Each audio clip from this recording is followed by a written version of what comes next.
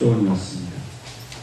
그런데 그 수도원에 언제부터인가 사람이 더 이상 찾아오지 않기를 시작하였습니다. 그러던 어느 날 이 수도원 원장의 옛날 스승이 수도원을 찾아오게 되었습니다. 수도 원장은 자신의 스승에게 지금의 그 수도원의 분위기와 또 자신이 가지고 있는 고민에 대해서 그 스승에게 말하였습니다. 모든 사정을 다 들은 이 수도 원장의 스승은 몇 날 동안이나 묵상과 기도로 조용한 시간을 보내었습니다. 그리고는 며칠이 지나고 이 원장의 스승이 수도원을 떠나게 되었습니다. 며칠 후에 이 수도 원장은 스승으로부터 한 장의 편지를 받게 되었습니다. 수도 원장은 스승이 보낸 편지를 읽고 큰 충격에 빠지게 되었습니다. 그 내용은 이런 것이었습니다. 여보게, 내가 자네 수도원에 며칠 묵는 동안 나는 너무나 놀라운 경험을 하였네. 나는 자네 수도원에서 예수님을 직접 만나 뵈었네. 그분은 평범한 사람으로 변장하고 계시네. 예수님은 나에게 비밀을 지키라고 명하셨네. 그러므로 변장하신 그분이 누구라고 밝힐 수는 없네. 그러나 그분이 바로 자네 수도원에 계신다는 사실만은 꼭 말해야 할 것 같아. 이렇게 알려주는 것이었습니다. 수도 원장은 이 편지를 읽고 자신의 수도원에 있는 사람들의 얼굴을 하나씩 떠올려 보았습니다. 그러나 아무리 생각해봐도 도무지 어떤 사람이 예수님인지를 알 수가 없었습니다. 며칠 동안의 고민 끝에 수도 원장은 그 스승에게 받은 편지를 모든 그 수도원 사람들에게 공개하였습니다. 이 편지의 내용을 알게 된 그 수도원 사람들도 모두 다 깜짝 놀라게 되었습니다. 그리고 그날 이후 그 수도원 안에 있는 모든 사람들이 조금씩 변해가기 시작했습니다. 그것은 바로 이 수도원 안에 누가 예수님인지를 알지 못했기 때문이었습니다. 그때부터 수도원에는 조금씩 다른 분위기가 생기게 되었습니다. 이전에 냉랭했고 또 교만함에 가득 차 있었고 게을렀던 그런 부정적인 분위기들이 바뀌어 갔습니다. 아름다운 찬송이 흘러기 나오기 시작했고 또 감사하고 또 섬기고 헌신하는 그런 분위기로 바뀌어지게 되었습니다. 모든 사람들이 서로를 향해서 예수님처럼 예수님을 대하듯이 그렇게 존경하고 또 사랑하기 시작했습니다. 사람들의 표정이 점점 밝아졌고 그 안에 활기가 넘치게 되었습니다. 이러한 아름다운 변화의 소문이 그 지역의 주변에 퍼지기 시작했습니다.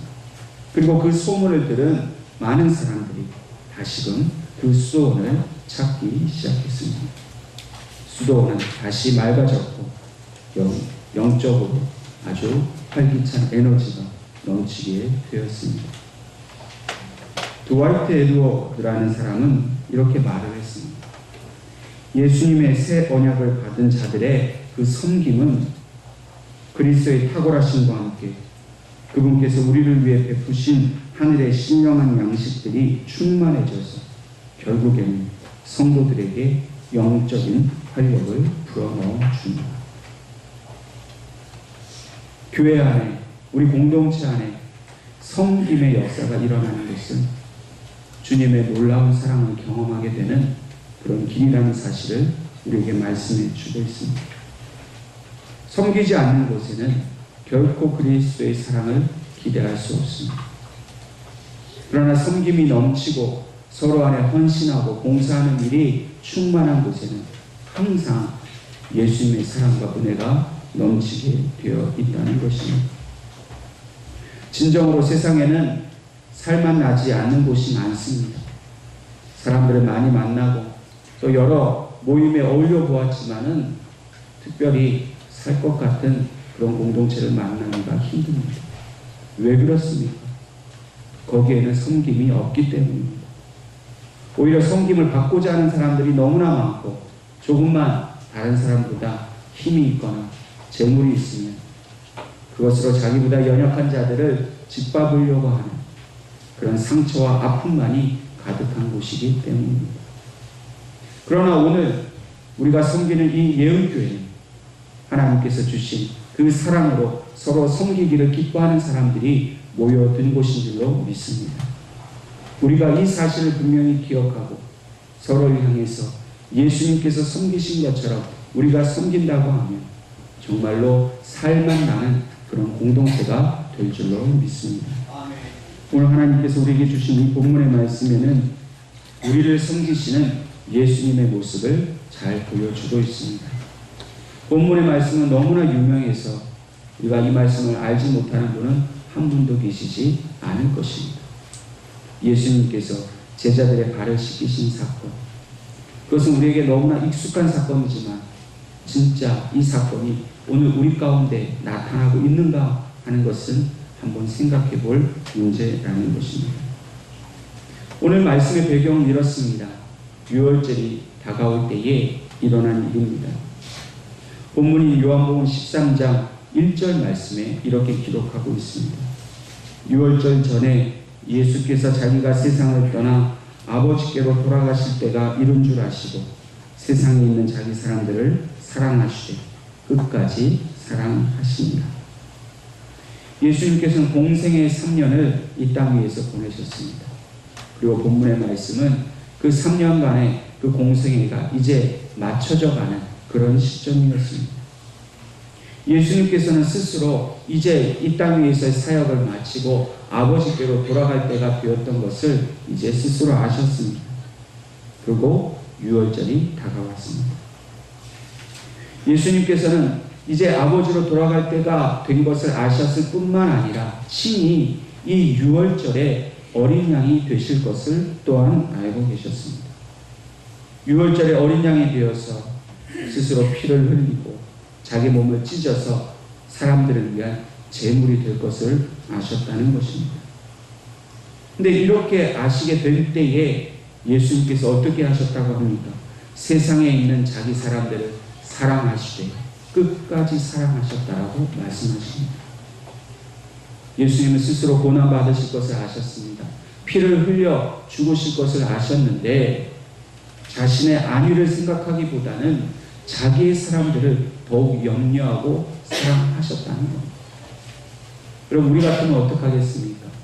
내가 죽게 되었는데, 내가 이제 끝이 나게 되었는데 다른 사람들을 돌볼 여력이나 여유가 있었겠습니까? 예수님은 그렇지 않으셨다는 거예요. 자기의 고난, 자기의 죽음을 개의치 않으셨습니다. 오히려 두고 떠나가야 하는 자기의 사랑하는 사람들을 더 많이 걱정하셨습니다. 그들을 향한 그 사랑이 식을 줄을 몰랐다는 것입니다. 이러한 마음을 가지고 제자들과 함께 식사를 하시는데 예수님의 눈에 제자들의 발이 보였습니다. 본문 4절 말씀에 예수님께서 저녁을 잡수시다가 말고 조용히 자리에서 일어나셔서 겉옷을 벗으시고 수건을 허리에 두르시고 제자들의 발을 씻길 준비를 하셨습니다.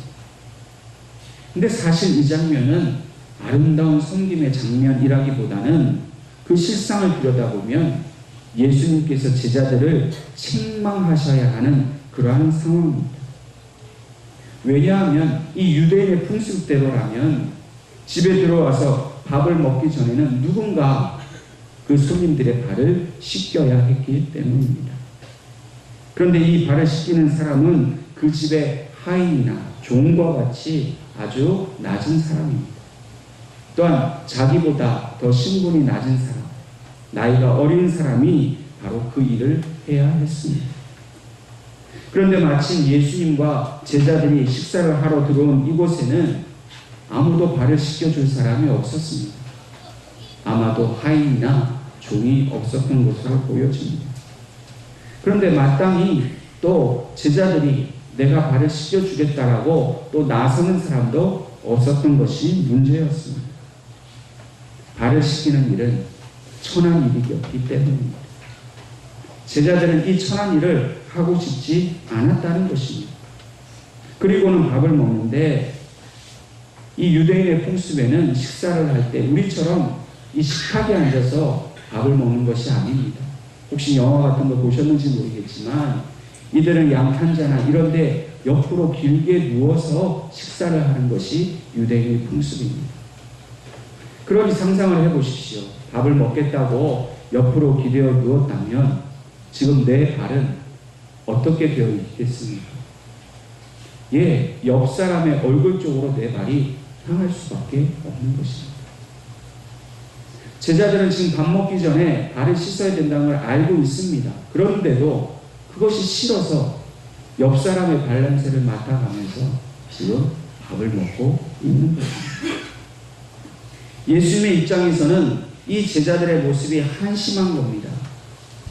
아니 저렇게 서로 발 씻어주기가 싫어서 냄새나는 발을 옆에다 두고 저렇게 밥이 넘어가느냐. 아마 저 같았으면 그렇게 호통을 쳤을 겁니다.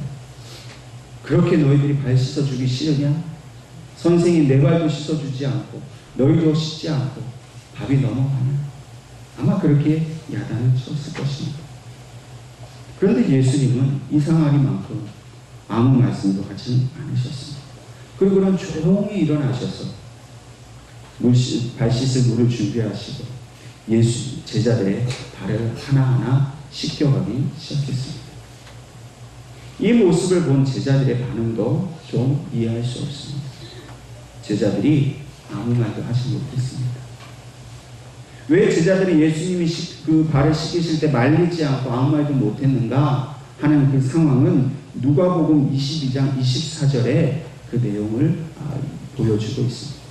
그것은 바로 그들이 지금 밥 먹는 중에 누가 더 높으냐를 따지고 싸우고 있었다는 겁니다.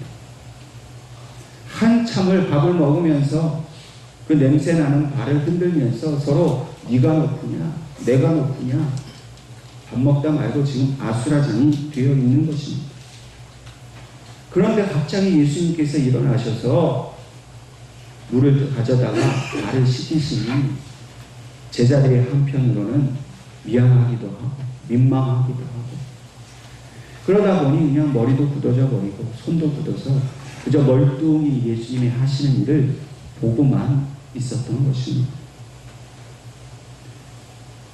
이 와중에 성질 급한 베드로가 침묵을 깨고 뻔뻔하게 예수님께 이렇게 말씀을 드립니다. 주께서 내 발을 씻으시나이까? 사실 이 말의 뜻은 이렇습니다. 아니 선생님께서 내 발을 씻기시면 저 아래 것들 버릇이 나빠집니다. 발 씻는 것은 하인들이나 종들이나 하는 것이지 주님 왜 이러십니까? 제발 그만두십시오. 마치 예수님께 대해서 책망하듯이 베드로가 그렇게 말한 것입니다. 그러자 예수님께서는 이렇게 말씀하십니다. 내가 하는 것을 내가 지금 알지 못하나 이후에는 알리라 말씀하셨습니다. 베드로는 역시 이 말을 이해하지 못했습니다. 귀에 들어오지 않았습니다. 그리고는 내 발을 절대로 씻지 못하리이다 라고 그저 자기 고집만 피우고 있었습니다. 그런데 이때 예수님께서 이 베드로에게 매우 중요한 한 말씀을 하셨습니다. 내가 너를 씻어주지 아니하면 내가 나와 상관이 없느니라. 예수님이 지금 제자들의 발을 씻기시는 목적을 분명히 말씀하셨습니다. 내가 나와 상관이 있게 하기 위해서 내가 너의 지금 발을 씻어준다는 겁니다. 예수님께서 제자들의 발을 씻기신 것은 제자들이 생각하는 것 이상이었습니다. 단순히 더러운 발을 씻어주는 것이 목적이 아니고 또 내가 먼저 씻어줘서 제자들을 민망하게 만들고 부끄럽게 하시려고 하는 그런 뜻도 아니고 그저 내가 너희를 사랑한다 그렇게 보여주는 정도가 아니었다는 겁니다. 제자들의 발을 씻기심은 상관 있게 하려 하시는 것이었습니다. 이 상관 있다라는 말의 본래 뜻은 무엇이냐면 아랫사람이 높은 사람의 재물이나 그 영광에 참여하는 것을 의미하는 것입니다. 다시 말해서 예수님께서 제자들의 지금 발을 씻겨 주심으로 인해서 제자들을 예수님의 영광의 자리에 합석시키려고 하시는 것이 바로 예수님이 제자들의 발을 씻기시는 목적이라는 겁니다. 예수님은 지금 제자들을 섬기시는 모습을 본을 보여주시는 겁니다. 희생의 본을 보여주십니다. 그리고 그 섬김과 희생을 통해서 이 제자들이 예수님과 함께 아버지의 그 잔치상에 앉게 하시는 것이 바로 예수님의 목적이었던 것입니다. 왕이신 예수 그리스도의 그 천국 잔치상에 참여하는 것은 오늘 우리의 소망이기도 합니다. 우리도 주님의 그 잔치상에 앉아서 함께 영원토록 먹고 마시고 싶은 것이 우리의 신앙의 목적입니다. 그런데 그 영광의 잔치에 참여할 수 있는 길은 예수님께서 우리의 발을 씻어 주셔야 한다는 것입니다. 예수님이 우리의 발을 씻어 주시지 않으면 우리는 예수님과 상관이 없습니다. 어떻게 해야 합니까? 우리의 더러운 발을 날마다 예수님 앞에 내어놓고 주님 제발 씻어주세요 라고 얘기를 해야만, 그래서 예수님이 실제로 우리 발을 씻어 주셔야만 우리가 천국에 들어갈 수 있다는 겁니다. 그러면 왜 내 발을 내가 스스로 씻으면 안 되는 걸까요? 여러분, 발을 씻는다는 것은 죄사함을 의미합니다. 여러분, 어떤 사람도 자기의 죄를 스스로 씻을 수 있는 사람은 아무도 없습니다. 우리의 죄는 오직 예수님만 씻겨 주실 수가 있습니다. 주님이 우리의 발을 씻어 주시는 그 사랑, 그 피로 우리 모든 죄를 씻어 주실 때에만 우리는 천국 잔치에 참여할 수가 있는 것입니다. 베드로는 예수님의 이 말씀에 즉시로 깨달음을 얻었습니다. 이 말이 지금 무엇을 의미한지를 알았습니다. 그래서 주님께 이렇게 말합니다. 주님, 내 발뿐 아니라 손과 머리도 깨끗이 씻어 주옵소서. 발뿐 아니라 내 온몸이 씻김 받으면 내가 예수님의 영광에 참여할 수 있겠구나. 베드로가 그렇게 생각하고 예수님께 요청했다는 것입니다. 그러나 베드로는 주님의 이 말을 매우 오해하고 있었습니다. 예수님께서는 베드로에게 이렇게 말씀하셨습니다. 이미 목욕한 자는 발밖에 씻을 필요가 없느니라. 온몸이 깨끗하니라. 너희가 깨끗하나 다는 아니니라. 지금 주님께서 이 하신 말씀은 너희가 나의 제자가 되기 위해서 너희의 모든 가족과 모든 것을 버려두고 쫓아온 것, 이것이 이미 너희가 몸을 씻김 받은 증거다. 너희가 이미 나를 믿었기 때문에 구원을 얻었다 말씀합니다. 마찬가지입니다. 저와 여러분도 이미 예수 그리스도를 믿고 우리의 구원자로 그것을 믿고 예수님의 피의 그 은혜를 통해서 영생을 얻었음을 우리는 믿은 자입니다. 그럼 우리를 향해서 예수님은 뭐라고 말씀하시냐면 이미 그 몸이 깨끗이 씻김 받은 자라고 말씀하십니다.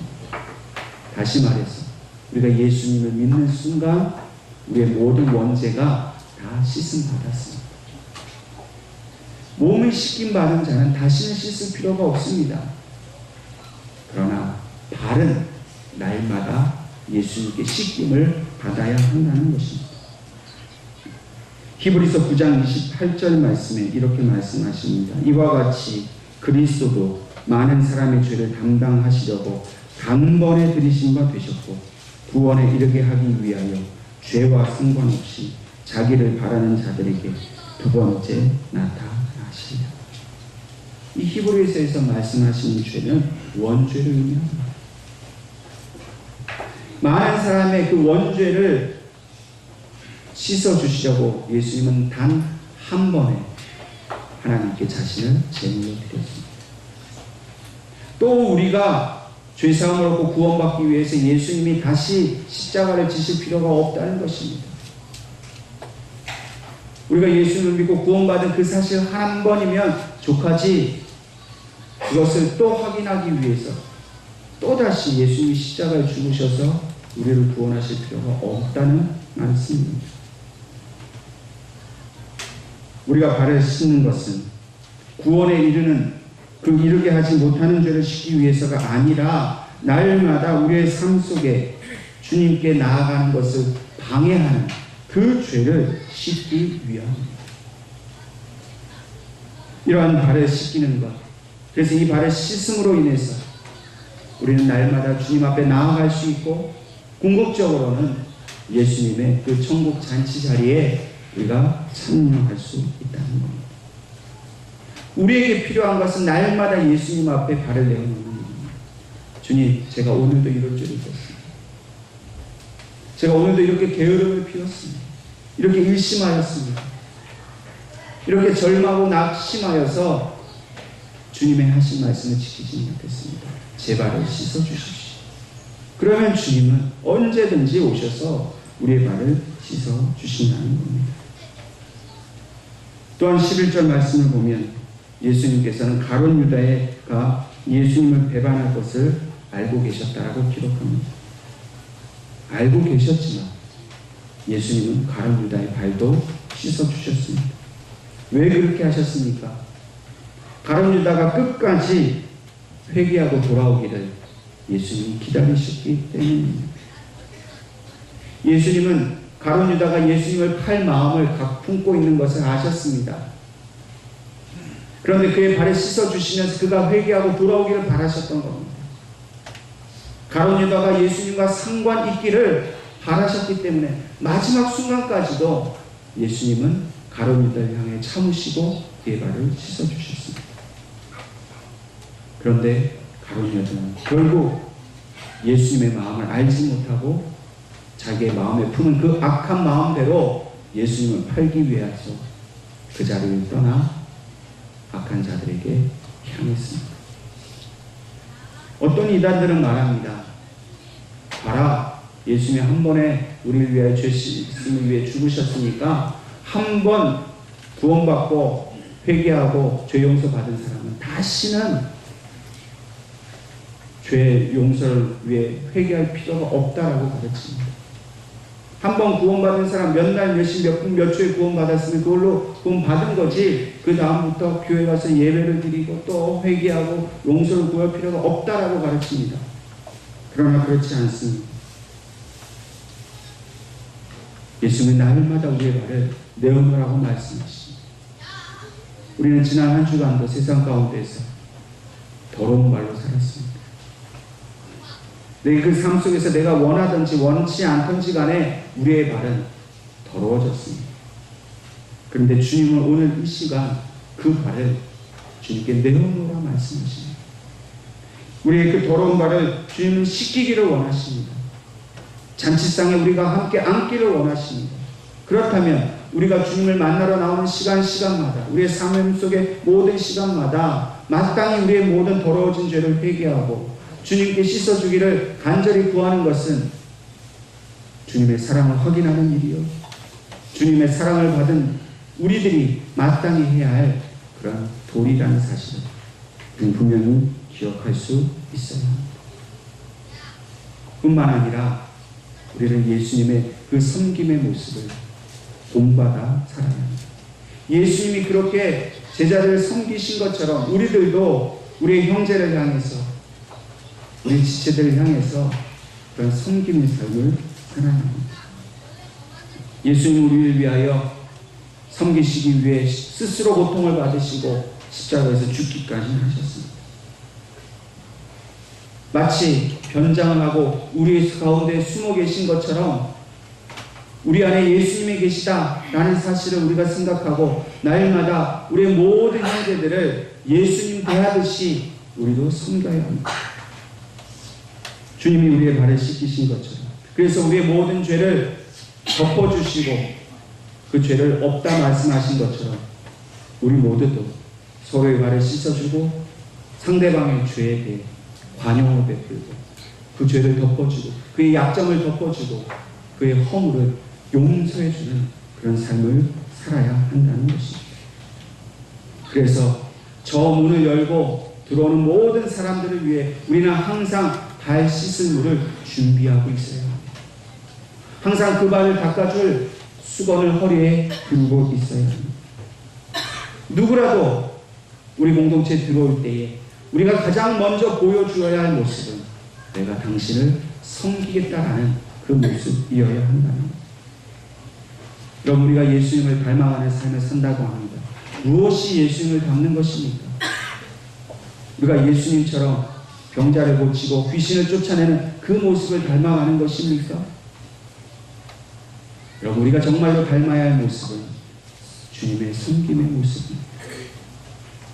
그 더러운 제자들의 발을 씻기는 모습을, 그것이 담는 것이 그리스도인의 삶입니다.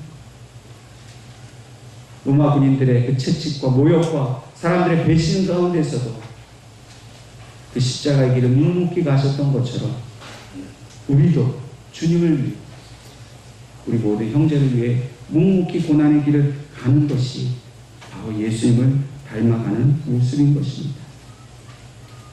오늘은 우리 공동체를 예수님처럼 섬기기로 헌신하시는 안수 집사님, 권사님들을 인직하는 날입니다. 여러분, 직분은 결코 계급이 아닙니다. 직분을 받는다는 것은 높은 사람이 된다는 것을 의미하지 않습니다. 오히려 낮아진다는 것을 의미합니다.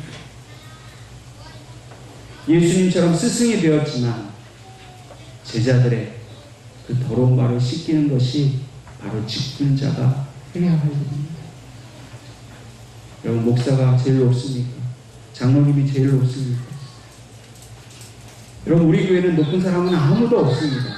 서로 낮아지려고 힘쓰는 자들만 있을 뿐입니다. 여러분, 제가 목사라고 여러분들을 함부로 대하고 나를 순결하고 이렇게 이야기하면 이 교회 누가 오고 싶겠습니까? 저부터 여러분들의 발을 씻기겠다라고 여러분들 앞에 겸손히 낮아져야 우리 교회가 정말 가보고 싶은 교회가 되지 않겠습니까? 직분을 맡은 분들이 내 직분이 이렇다라고 성도들 앞에 교만히 행하지 아니하고 내 직분 맡은 대로 내가 당신을 섬기겠다, 더 낮아지는 모습을 보일 때 우리 공동체에 진정한 주님의 사랑이 넘치게 되지 않겠습니까? 수많은 교회들이 사랑을 말하고 수많은 교회들이 헌신과 섬김을 말하지만 아무도 섬기려고 하고 낮아지려고 하지 않는 것이 오늘 이 땅의 교회의 현실 아닙니까? 어떻게 하면 우리 예은교회는 성령이 충만하고 진정한 주님의 사랑이 넘치는 교회가 되겠습니까? 예수님처럼 섬김의 본을 보이는 것입니다. 저와 임직을 받으시는 모든 우리 임직자들, 모든 성도들이 예수님처럼 우리 옆에 있는 사람의 죄를 용서해주고 감싸주고 허물을 덮어주고 정말 주님의 사랑이 그 가슴 속 깊이부터 우러나올 때 오늘 예언교를 통해서 하나님의 사랑이 온 땅에 드러나게 될 줄로 믿습니다. 저와 여러분이 이 일을 위해서 끝까지 낮아지고 끝까지 헌신할 수 있기를 주님의 이름으로 축원합니다.